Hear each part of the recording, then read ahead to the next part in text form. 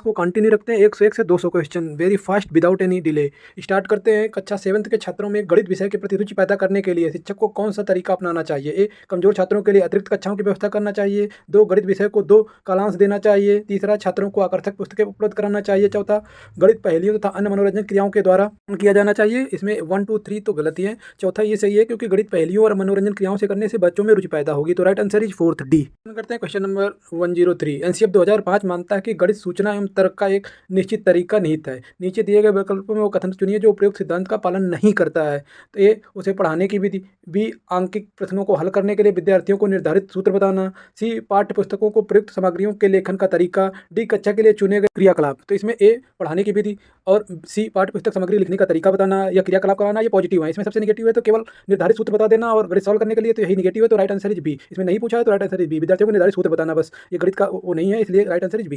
Question करते हैं question number 104। गणित शिक्षक में शिक्षक को निम्नलिखित बात पर ध्यान नहीं देना चाहिए। ए, व्यवहारिक जीवन के विषय का संबंध हो। बी, मानसिक शक्तियों का विकास हो। सी, जातीय प्रतिष्ठा का उपाय हो। डी, आनंद की प्राप्ति हो। इसमें 1 और 2 तो पॉजिटिव है, मीन्स व्यवहारिक जीवन से संबंध हो, मानसिक शक्तियों का।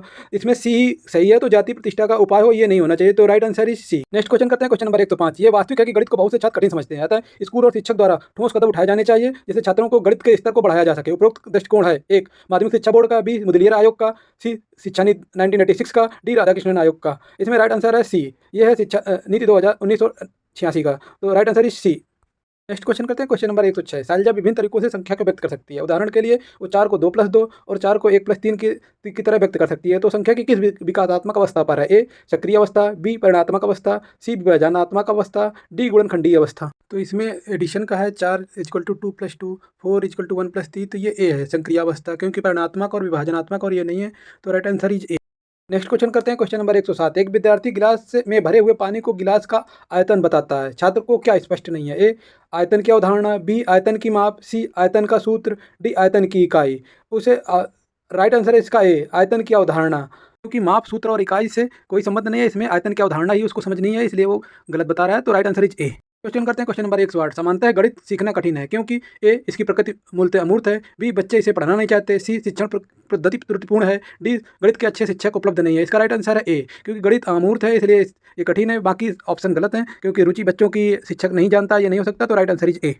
क्वेश्चन करते हैं अगला क्वेश्चन 109। गणित एक ऐसा विषय है जो मानसिक शक्तियों को प्रतिष्ठित करने का अवसर प्रदान करता है तथा एक सुषुप्त आत्मा में चेतन एवं नवीन जागृति उत्पन्न करने का कौशल का विकास करता है। उपयुक्त कथन किसका है? A, Plato. B, Rusk. C, स्प्लेट। D, Herbert. इसका राइट आंसर है प्लेटो। प्लेटो ने ये कहा है कि गणित एक ऐसा विषय है जो मानसिक शक्तियों को प्रतिष्ठित करता है और सुषुप्त आत्मा को चेतन और नवीनता प्रदान करता है। तो राइट आंसर है ए, प्लेटो। क्वेश्चन करते हैं क्वेश्चन नंबर 110। एक संख्या का दशमलव निरूपण समझने के लिए निम्नलिखित में से कौन सी पूर्व जानकारी का ज्ञान होना आवश्यक है? ए, व्यवकलन। बी, स्थानीय मान। सी, गुणा। डी, योग। तो इसमें व्यवकलन मीन्स घटाना, गुणा और योग इससे कोई दशमलव का निरूपण नहीं है। स्थानीय मान ज़्यादा जरूरी है दशमलव निरूपण के लिए। तो इसका राइट आंसर है बी, स्थानीय मान। क्वेश्चन स्टार्ट करते हैं क्वेश्चन नंबर 111। कक्षा के कुछ विद्यार्थियों को हाशिए वाले 2 अंकों की संख्याओं के जोड़ में कठिनाई का सामना करना पड़ता है। तो में क्या दिक्कत है? ए, गणित में रुचि का अभाव। बी, अंकित मान और स्थानीय मान में अंतर की समझ का अभाव। सी, शून्य के महत्व की समझ का अभाव। डी, पुनर्समूहीकरण की प्रक्रिया की समझ का अभाव। तो इसमें गणित में रुचि का ये कोई नहीं है, ए ऑप्शन नहीं है। इसमें सी भी नहीं है, शून्य के महत्व की समझ का अभाव। इसमें डी भी नहीं है, पुनर्समूहीकरण का। इसमें अंकित मान और स्थानीय मान के अंतर की समझ का अभाव। तो राइट आंसर इज बी, इसमें बी राइट आंसर। करते हैं क्वेश्चन नंबर 112। किसी छात्र से नीचे दी गई संख्याओं को पढ़ने के लिए कहा जाता है? 306, 408, 4008, 4010। उन्हें वो इस तरह से पढ़ता है: 30, 6, 40, 8, 408, 40, 10 की स्तुति का क्या कारण है? ए, छात्र को गणित का अध्ययन करने के लिए उपयुक्त नहीं है। बी, छात्र स्थानीय मान की संकल्पना को नहीं समझता है तथा उसे केवल 2 अंक की संख्या पढ़ना आसान लगता है। सी, छात्र को गणित की कक्षा अच्छी नहीं लगती तथा उसे कष्टदायक लगती है। डी, छात्र के स्थानीय मान की संकल्पना को तो समझ लिया है परंतु उसका उपयोग नहीं कर सकता, जानता। का राइट आंसर होगा डी, क्योंकि ए क्यों नहीं होगा? क्योंकि अध्ययन में छात्र उपयुक्त नहीं है। और सी, जो कष्टदायक है, अच्छा नहीं लगता, ये तो हो नहीं सकता। केवल बी है। थोड़ा बी में यदि उसे स्थानीय मान का ज्ञान नहीं होता तो वो 306 भी पढ़ सकता था। तो इसका राइट आंसर है डी। उसे उसकी समझ है लेकिन वो उसका उपयोग नहीं कर सकता स्थानीय मान का। तो right answer is D. Next question करते हैं क्वेश्चन नंबर 114। वस्तुनिष्ठ प्रकार के परीक्षण की सबसे महत्वपूर्ण विशेषता है? ए, वैधता। बी, विश्वसनीयता। सी, निष्पक्षता। डी, ये सभी। वस्तुनिष्ठ प्रश्न के लिए ये सारे वेरी इंपॉर्टेंट है, महत्वपूर्ण है, क्योंकि इसकी वैधता अच्छी होती है, विश्वसनीयता अच्छी होती है, निष्पक्षता भी होती है इसमें। तो ये राइट आंसर है डी, ये सभी। करते हैं क्वेश्चन नंबर 115। सबसे प्रभावी शिक्षण सहायता है? ए, प्रत्यक्ष अनुभव। बी, गैर अनुमानित। सी, इनमें से कोई नहीं। डी, प्रोजेक्ट क्रिया। राइट आंसर है प्रत्यक्ष अनुभव, क्योंकि प्रत्यक्ष अनुभव सबसे अच्छा प्रभावी शिक्षण सहायता है, क्योंकि इससे वो सीधे कनेक्ट कर सकता है अपने आप को और शिक्षा को। तो ये राइट आंसर है ए। क्वेश्चन करते हैं क्वेश्चन नंबर 116। मूल्यांकन के साथ निकटता से संबंधित है। ए सीखने की प्रक्रिया, बी सामग्री, सी मूल्यांकन की रणनीति, डी उद्देश्य। तो मूल्यांकन का सबसे अच्छा उद्देश्य है होता है, तो इसका राइट आंसर है डी, क्योंकि सीखने की प्रक्रिया, सामग्री और मूल्यांकन की रणनीतियाँ ये काम अच्छी नहीं है। मूल्यांकन किस लिए किया जाता है, उसका एक उद्देश्य होता है, तो राइट आंसर है डी। Question question number 117। मानव जीवन की गतिविधियों में किए गए गणित का अधिकांश उपयोग वही है। ए किफ़ायती, बी मनोवैज्ञानिक, सी सांस्कृतिक, डी सामाजिक। क्योंकि इसमें मानव जीवन में समाज से जुड़ा हुआ है गणित का उद्देश्य, तो इसका राइट आंसर होगा सामाजिक। राइट आंसर इज डी, क्योंकि सांस्कृतिक मनोवैज्ञानिक किफ़ायती नहीं हो सकता, क्योंकि मानव जीवन की गतिविधियाँ समाज से रिलेटेड हैं, तो गणित का उपयोग ये सामाजिक होगा, तो right answer is D. Question करते हैं क्वेश्चन नंबर 118। उपलब्धि परीक्षण और नैदानिक मीन्स डायग्नोस्टिक टेस्ट के बीच अंतर है। ए कठिनाई का स्तर, बी प्रकृति का, सी उद्देश्य का, डी इनमें से कोई नहीं। तो इसमें दोनों में अचीवमेंट टेस्ट और डायग्नोस्टिक टेस्ट में मेन अंतर है उद्देश्य का, तो इसमें ए नहीं हो सकता, बी भी नहीं हो सकता और इनमें से कोई नहीं, ये भी नहीं है, तो राइट आंसर इसका सी उद्देश्य। नेक्स्ट क्वेश्चन करते हैं क्वेश्चन नंबर 119। प्राथमिक स्थान पर गणित का महत्व है। ए धार्मिक, बी सांस्कृतिक, सी मानसिक, डी सामाजिक। तो इसमें धार्मिक भी नहीं है, मानसिक इसका उत्तर हो सकता है, सांस्कृतिक और सामाजिक नहीं है। तो प्राथमिक स्तर पर सबसे उद्देश्य मेंटल मीन मानसिक है, तो right answer is C. Question करते हैं क्वेश्चन नंबर 120। गणित सभ्यता और संस्कृति का दर्पण है। ये कथन किसने कहा? ए बेकन, बी डटन, सी हॉगबेन, डी लोके। तो गणित सभ्यता और संस्कृति का दर्पण है, ये कहा हॉगबेन ने। ये ब्रिटिश गणितज्ञ हैं हॉगबेन, तो right answer is C. Question number 121। वह उद्देश्य जो शिक्षक पढ़ाने के बाद कक्षा में ही प्राप्त कर लेता है उसे कहा जाता है। ए सांस्कृतिक उद्देश्य, बी शैक्षणिक उद्देश्य, सी सामाजिक उद्देश्य, डी ये सभी। तो शिक्षक कक्षा में ही प्राप्त कर लेगा तो शैक्षणिक उद्देश्य ही प्राप्त कर सकता है, क्योंकि सामाजिक और सांस्कृतिक उद्देश्य कक्षा में ही नहीं प्राप्त किया जा सकते, केवल शैक्षणिक उद्देश्य ही प्राप्त किया जाता है, तो राइट आंसर इज बी शैक्षणिक उद्देश्य। क्वेश्चन करते हैं क्वेश्चन नंबर 122। गणित के अध्ययन से एक बच्चे में निम्न में से किस गुण का विकास होता है? ए आत्मविश्वास, बी आत्मनिर्भरता, सी तार्किक सोच, डी ये सभी। तो इसमें ए तो हो सकता है लेकिन बी नहीं हो सकता है, और सी भी हो सकता है, तो इसमें सबसे राइट आंसर है तार्किक सोच, क्योंकि गणित के अध्ययन से तार्किक सोच डेवलप होती है, तो right answer is C. Next question करते हैं क्वेश्चन नंबर 123। गणित मापन, परिणाम तथा दिशा का है। क्या समाज, बी समूह, सी विज्ञान, डी उपप्रयोग। तो गणित मापन और परिणाम तथा दिशा का एक साइंस है, मतलब विज्ञान है। समाज नहीं हो सकता, समूह भी नहीं हो सकता, प्रयोग भी नहीं हो सकता, तो गणित एक मापन, परिमाण और दिशा का एक विज्ञान है। Right answer is C. Next question question number 124। गणित शिक्षण का वास्तविक उद्देश्य ज्ञान प्राप्त करना नहीं वरन शक्ति प्रदान करना है। ये कथन किसका है? ए ड्यूट का, बी बेकन का, जी डटन का, डी प्लूटो का। तो ये मेन कथन है डटन का।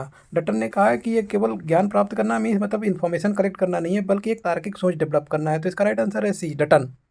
Question question number 125। व्यवहारिक गणित का भाग है। ए संख्याओं का हिसाब लगाना, बी जोड़ व बाकी करना, सी समीकरण को हल करना, डी बैंकों की कार्यप्रणाली की जांच करना। तो व्यवहारिक है मीन्स कुछ व्यवहारिक होना चाहिए। संख्याओं का जोड़ना या जोड़ बाकी समीकरण हल करना ये व्यवहारिक नहीं है, तो इसका राइट आंसर है डी बैंकों की कार्यप्रणाली, क्योंकि ये व्यवहारिक ज्ञान है। ज्ञान ज्ञान मतलब गणित के ज्ञान को यूज करना व्यवहार में और कार्यप्रणाली में, तो व्यवहारिक ज्ञान है। Right answer is D. Question question number 126। योजना का उद्देश्य क्रिया है जिसे मन लगाकर सामाजिक वातावरण में पूरा किया जाता है। गणित शिक्षण की योजना विधि की उक्त परिभाषा किसने दी है? A Kilpatrick, B Thorndike, C Crow and Crow, D Skinner. तो ये है प्रोजेक्ट मेथड जिसका प्रतिपादन किलपैट्रिक ने किया था, तो इसका राइट आंसर भी किलपैट्रिक है, और right answer is a. Question question number 127। गणित को कहा जाता है। ए विद्यार्थियों का दुश्मन, बी शक्तिशालियों की शक्ति, सी मन की भाषा, डी मस्तिष्क का व्यायाम। तो गणित क्या तार्किक और सोच डेवलप करता है, तो इसमें ए बी सी तो है नहीं, तो इसका राइट आंसर है मस्तिष्क का व्यायाम, तो right answer is D. Question question number 128। विद्यार्थी गणित की संकल्पनाओं और सिद्धांतों के अर्थ को समझता है। यह अधिगम के किस उद्देश्य की प्राप्ति है? ए कौशल, बी पूर्व ज्ञान, सी अनुप्रयोग, डी अवबोधन। तो इसमें ए बी और सी अनुप्रयोग, पूर्व ज्ञान, कौशल तो है नहीं, इसमें अवबोधन अंडरस्टैंडिंग। ये संकल्पनाओं और सिद्धांतों के अर्थ को समझता है मीन्स उसका अवबोधन है ये उद्देश्य, तो right answer is D. Question question number 129। गणित के नियम और निष्कर्ष होते हैं। ए वस्तुनिष्ठ, बी सार्वभौमिक, सी 1 और 2 दोनों, डी इनमें से कोई नहीं। तो इसमें राइट आंसर है सी, मतलब गणित के नियम वस्तुनिष्ठ भी होते हैं और सार्वभौमिक भी होते हैं, तो right answer is C. Question number 130। बालक के सर्वांगीण विकास के लिए गणित विषय का अन्य विषयों के से सह संबंध होना चाहिए, क्योंकि इससे ए छात्रों का दृष्टिकोण बन जाता है, बी छात्र सभी विषयों को महत्वपूर्ण मानता है, सी छात्र संचित ज्ञान से नए ज्ञान का संबंध जोड़ देता है, डी उपयुक्त सभी। तो इसमें मुझे जो भी लग रहा है कि दृष्टिकोण भी बनता है और अन्य विषयों का महत्व भी रहता है, और संचित ज्ञान को नए ज्ञान से संबंध जोड़ सकता है, तो इसका राइट आंसर है डी उपयुक्त सभी। क्वेश्चन करते हैं क्वेश्चन नंबर 131। निम्न से किसने कहा कि गणित वह विज्ञान है जिसमें आवश्यक निष्कर्ष निकाले जाते हैं? ए हार्वेन, बी स्किनर, सी लॉक, डी बेंजामिन पियर्स। तो इसमें ये कथन गणित वो विज्ञान है जिसमें आवश्यक निष्कर्ष निकाला जाते हैं बेंजामिन पियर्स का है, ये अमेरिकी वैज्ञानिक है, तो right answer is D. Question करते हैं क्वेश्चन नंबर 132 निम्न में से क्या गणित की प्रकृति क्या है? ए यह एक अलंकारिक है, बी ये तार्किक है, सी ये कठिन है, डी ये सामान्य लोगों के लिए नहीं है। तो इसमें से सिंपल है क्योंकि ये तार्किक है, तो राइट आंसर इज बी। बाकी अलंकारिक और कठिन और ये नहीं है, तो राइट आंसर इज बी तार्किक।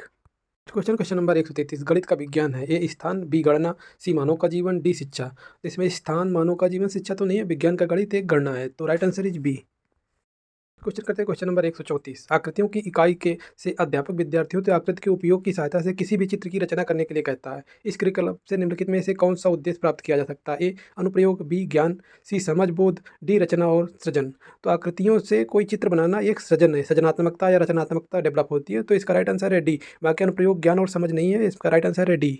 नेक्स्ट क्वेश्चन नंबर 136 गणित वह भाषा है जिससे परमेश्वर ने संपूर्ण जगत या ब्रह्मांड को दिखाया। ये कथन किसका? A Galileo, B Raphael, C Plato, D Hamilton. तो ये कथन गैलीलियो का है, इटली के वैज्ञानिक और खगोल शास्त्री हैं, इन्होंने इसे कहा है। Right answer is a.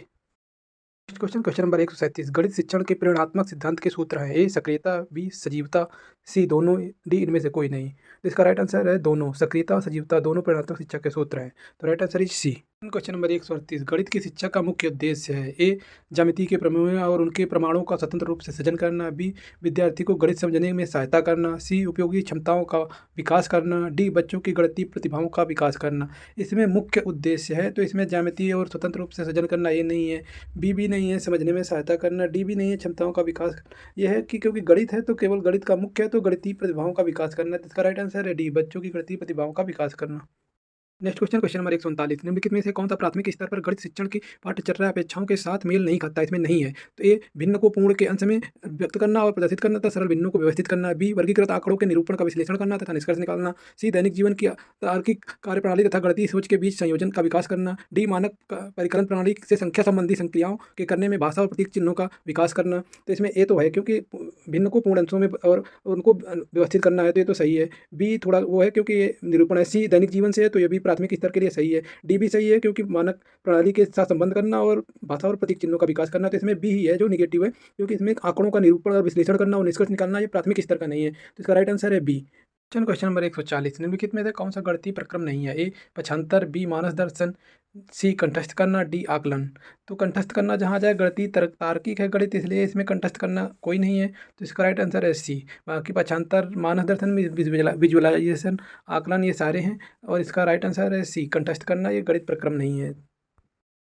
Next question number 141 प्राथमिक स्तर पर 10 ग्राम बिंदु के खेल, प्रतिरूप इत्यादि का प्रयोग विद्यार्थियों की सहायता करते हैं। ये मूलभूत संक्रियाओं को समझने में, बी स्थानिक समझ की योग्यता में वृद्धि के लिए, सी परिकलन कौशल के से संवर्धन में, डी संख्याओं की तुलना या बोध विकसित करने में। तो 10 ग्राम बिंदु के खेल, प्रतिरूप ये सब स्पेटियल लर्निंग के हैं, तो इसका राइट आंसर है बी स्थानिक समझ की योग्यता में वृद्धि के लिए होता है, तो इसका राइट आंसर है बी। क्वेश्चन नंबर 142 प्राथमिक कक्षा का एक बच्चा संख्या, संक्रिया चिन्हों, सिक्कों एवं घड़ी की सुइयों में अंतर स्थापित नहीं कर पाता है। ये तथ्य इंगित करता है कि बच्चे को निम्नलिखित में किस क्षेत्र में समस्या है? ए प्रक्रिया स्मृति, बी दृश्य प्रक्रमण, सी भाषा प्रक्रमण, डी श्रवण स्मृति। तो इसमें घड़ियों की सुइयों में अंतर मीन्स उसे दृश्य देखने में ही प्रकरण में कुछ दिक्कत है, तो इसीलिए वो उसमें समस्या हो रही है, तो ये इसका राइट आंसर है बी। क्वेश्चन नंबर 143 जियो बोर्ड किसके शिक्षण का एक प्रभावी साधन है? ए ज्यामितीय आकृतियों और उनकी विशेषता, बी कृत्रिम और कृत्रिम आकृतियों में अंतर करना, सी सममितियों की अवधारणाएं, डी आधारभूत ज्यामितीय अवधारणाएं जैसे किरणें, रेखा और कोण। तो इसका राइट आंसर है ज्यामितीय आकृतियों और उनकी विशेषता, क्योंकि जियो बोर्ड का ही यूज है ज्योमेट्री में, तो इसका राइट आंसर है ए।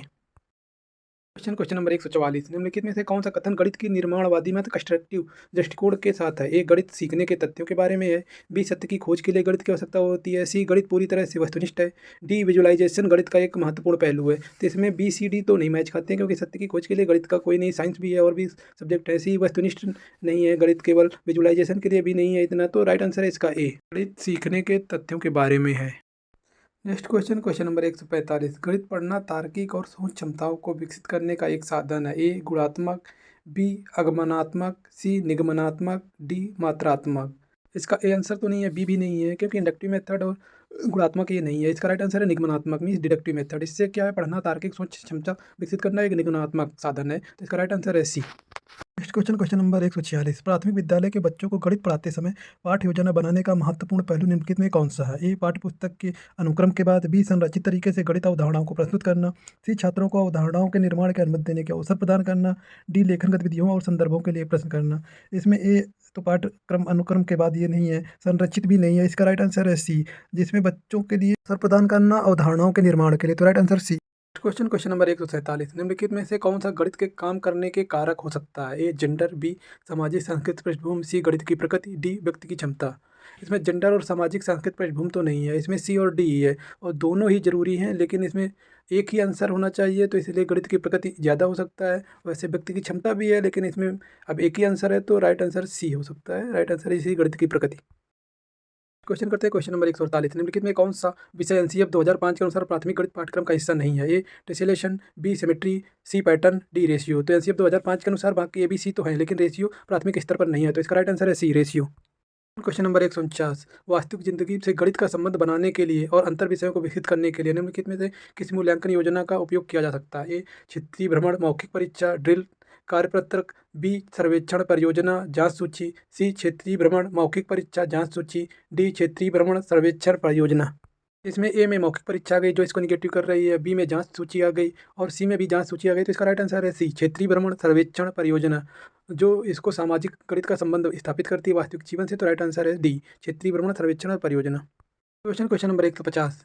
जिस विधि में पहले नियम बाद में उदाहरण बताए जाते हैं वो है? ए आगमन विधि, बी निगमन विधि, सी समस्या विधि, समस्या समाधान, डी ह्यूरिस्टिक विधि। इसका मैंने एक अलग से वीडियो आगमन और निगमन विधि का बनाया है, आप वहाँ जाकर इसको देख सकते हैं। ये मतलब पहले नियम है, उसके बाद उदाहरण है, तो नियम मीन्स नियम और निगमन, इसका राइट आंसर है निगमन mean deductive method, deduce means कम करना, तो राइट आंसर है बी निगमन विधि। Like share and subscribe this channel.